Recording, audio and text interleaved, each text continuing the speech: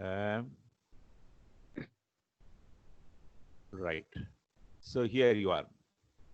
Um, I'm doing it from the beginning. Mm-hmm. Grandmother and grandfather are words that are becoming scarce. It is not that they don't exist, but today's children are denied an access to the store of wisdom that can come to them through these wise old people. We can blame the breaking up of joint families for this, but the fact remains that unitary families or single families are losing this much needed wealth of knowledge. I consider myself fortunate to have the blood of the Aryans and the Dravidians. So I have got the best of both the races. If the Aryans have the Vedic tradition, the Dravidians have their ethnic identity, culture, and tradition. Hence, I would venture to narrate all that my grandmothers on both sides did. Going on to the next one. Both my grannies from the paternal and maternal sides were staunch Hindu Brahmins with orthodox religious base. My paternal grandmother was an Oriya Brahmin, and my maternal grandma was a Telugu Brahmin. My dadi, uh, I call her Jejama in Oriya, that is paternal grandmom, had great practical wisdom. It was said that once she rescued my dad from sure death from a deadly cobra bite by tying a rope above and below the affected leg of my dad. Later on, my grandpa, who was an LMP doctor, did the needful to revive my dad fully, but he praised my granny's practical wisdom. There are many incidents that my grandma narrates. It would be a book if I put all that into words here. Yet, some are very interesting to find a place here. She would often teach me lessons on tolerance.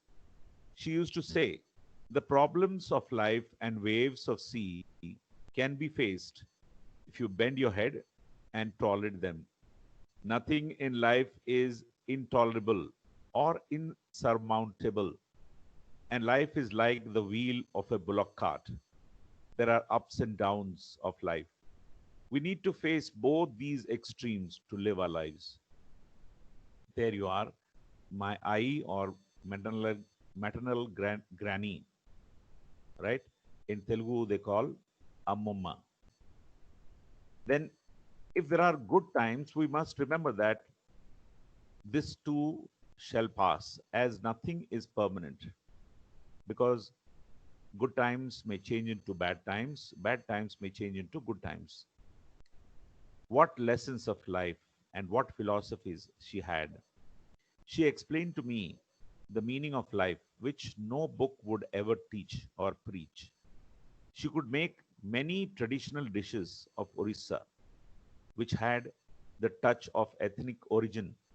It ranged from several curries, fried stuff, leafy delicacies, and sweet dishes galore. The yummy taste of those dishes still tickle my taste buds whenever I think of them in fond memories of my paternal grandma. Giving hint to our forgetfulness and memory, she used to say, remember, there are four categories of people among the entire humanity. Some people remember fast and forget fast. They belong to the first type. The second category of people remember fast and forget late. The third category of people remember late and forget late. The fourth and the last type of people remember late and forget fast. The last type of people are the worst. And the best are, of course, the second category of people, right? As a young and unwilling child, I would often feel reluctant to study and learn something. So she would encourage me with a precept or saying, thieves can take away your money and property, but they can't take away your knowledge and wisdom. So learn and increase the knowledge as much as possible. It will keep you in good stead. What profound philosophy. There I am on my side in the inset. The numerous stories that she used to narrate had great wisdom and moral. The brave characters from Ramayana and Mahabharata often came alive and inspired me to face life boldly. The fairy tales had their own influence on my young mind. They tickled my imagination and created instincts. Every character had his or her importance.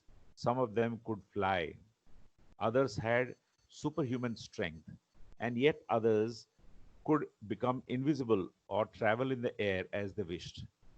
There were no TVs and computers those days. There were no, but at the advent of TV in her last days, she became an addict to TV, and she preferred to sit glued to the TV even though no interesting program came those days in those days of Doordarshan. She used to get up early in the morning and start her religious rituals after a bath with cold water throughout the year. She remembered many Sanskrit shlokas and prayers and would recite them loudly. She would wake me up to study early during my examinations, so on and so forth, so many of them. But this never happened with my Nani, the maternal grandmother or Ammumma.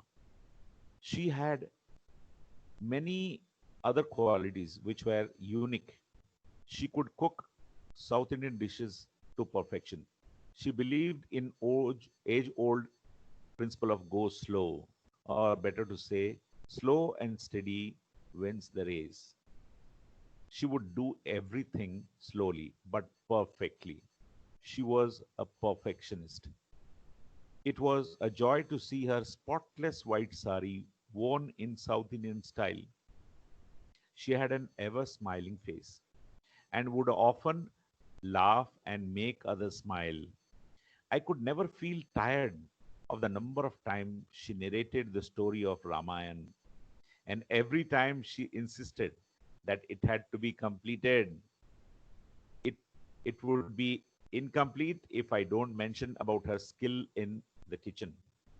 She she could cook all dishes with perfection, but she needed more oil, sugar, and cooking ingredients. Yet she was matchless in cuisine. She was very patient to serve them and wait on people to taste their dishes. Different courses of meal used to be served in South Indian style, like pulses and rice, oil and rice course, sambar and rice course, curd and rice course, or milk and rice course.